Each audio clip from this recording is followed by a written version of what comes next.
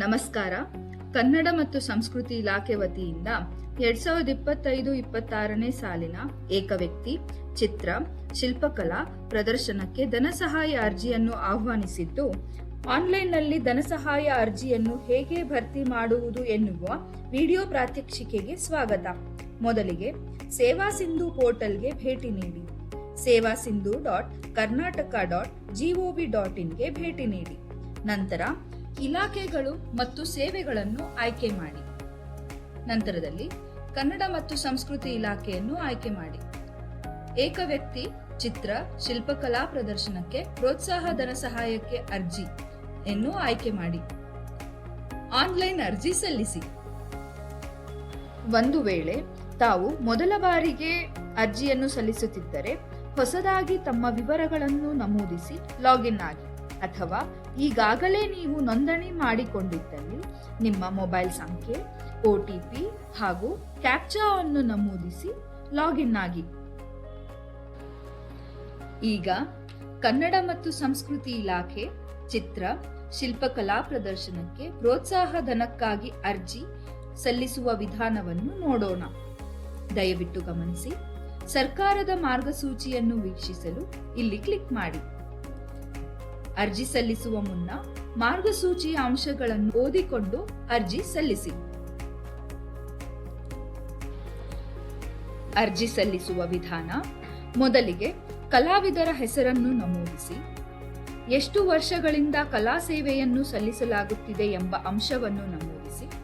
ಕಲಾವಿದರ ದೂರವಾಣಿ ಸಂಖ್ಯೆಯನ್ನು ನಮೂದಿಸಿ. ಕಲಾವಿದರ ವರ್ಗ: ಸಾಮಾನ್ಯದವರಾಗಿದ್ದರೆ ಸಾಮಾನ್ಯ, ಪರಿಶಿಷ್ಟ ಪಂಗಡದವರಾಗಿದ್ದರೆ ಗಿರಿಜನ ಉಪಯೋಜನೆ ಹಾಗೂ ಪರಿಶಿಷ್ಟ ಜಾತಿಯವರಾಗಿದ್ದರೆ ವಿಶೇಷ ಘಟಕ ಉಪಯೋಜನೆ ಎಂದು ನಮೂದಿಸಿ. ಪ್ರದರ್ಶಿಸಲು ಉದ್ದೇಶಿಸಿರುವ ಕಲಾಕೃತಿಗಳ ಸಂಖ್ಯೆಯನ್ನು ನಮೂದಿಸಿ. ರಾಜ್ಯ ಅಥವಾ ಹೊರ ರಾಜ್ಯ ಎಂದು ನಮೂದಿಸಿ. ಕಲಾವಿದರ ಪೂರ್ಣ ಅಂಚೆ ವಿಳಾಸವನ್ನು ನಮೂದಿಸಿ. ದೇಶ, ರಾಜ್ಯ, ಜಿಲ್ಲೆಯ ಹೆಸರನ್ನು ನಮೂದಿಸಿ.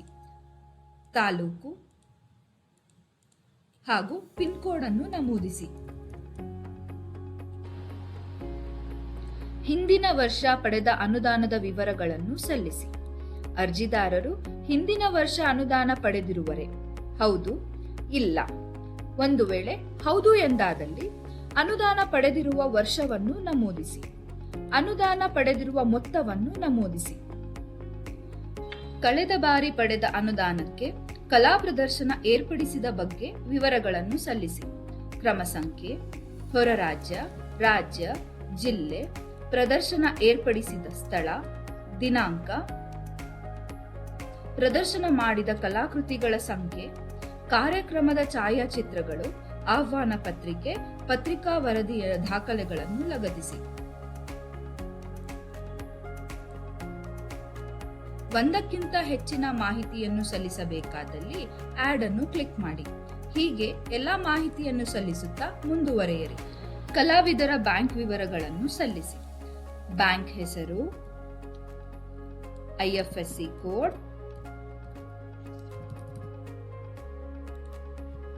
ಬ್ಯಾಂಕ್ ಖಾತೆ ಸಂಖ್ಯೆ, ರೆಸಿಪಿಯೆಂಟ್ ID ಇದ್ದಲ್ಲಿ ರೆಸಿಪಿಯೆಂಟ್ ID ಯನ್ನು ನಮೂದಿಸಿ, ಅಥವಾ ಇಲಾಖೆಯ ಜಾಲತಾಣದಲ್ಲಿರುವ ಫಾರ್ಮ್ 9 ಅನ್ನು ಭರ್ತಿ ಮಾಡಿ ಸಲ್ಲಿಸಿ, ಹಾಗೂ ಬ್ಯಾಂಕ್ ಶಾಖೆಯ ಹೆಸರನ್ನು ನಮೂದಿಸಿ.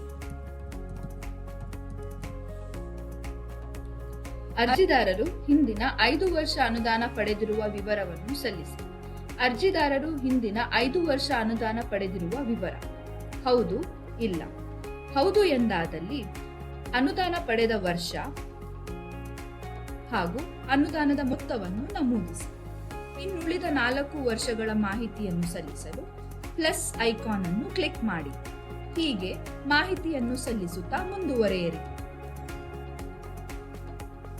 ನಂತರ ಈವರೆಗೆ ನೀಡಿದ ಕಲಾಕೃತಿ ಪ್ರದರ್ಶನದ ವಿವರಗಳನ್ನು ಸಲ್ಲಿಸಿ.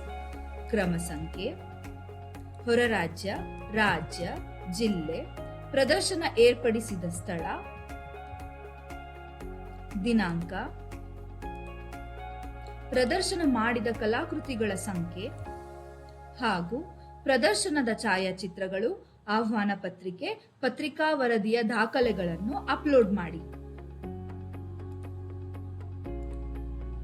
ನಂತರದಲ್ಲಿ ಇನ್ನುಳಿದ ಹೆಚ್ಚಿನ ಮಾಹಿತಿಯನ್ನು ಅಳವಡಿಸಲು ಆಡ್ ಬಟನ್ ಅನ್ನು ಕ್ಲಿಕ್ ಮಾಡಿ.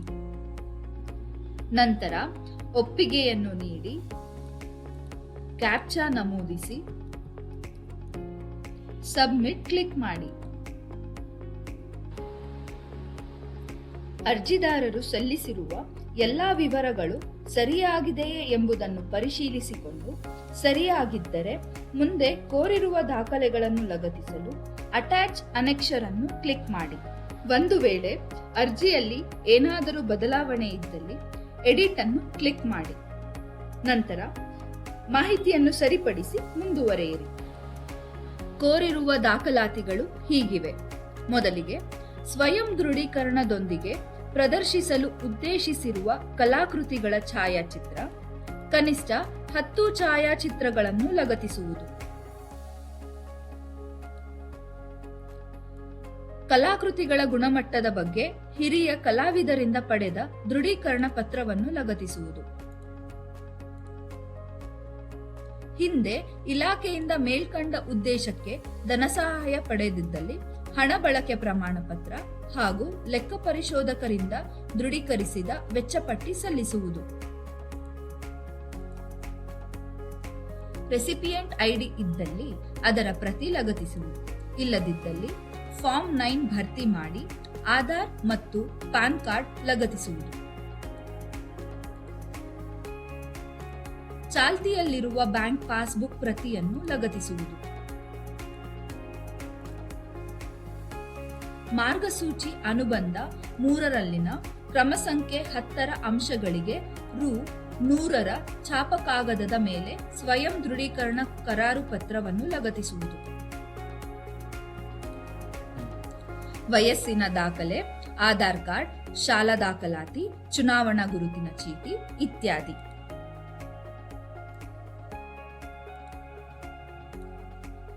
ಆದಾಯ ಪ್ರಮಾಣ ಪತ್ರ, ಆರ್ಡಿ ಸಂಖ್ಯೆ ಹೊಂದಿರುವ ಪ್ರಮಾಣ ಪತ್ರವನ್ನು ಲಗತ್ತಿಸುವುದು.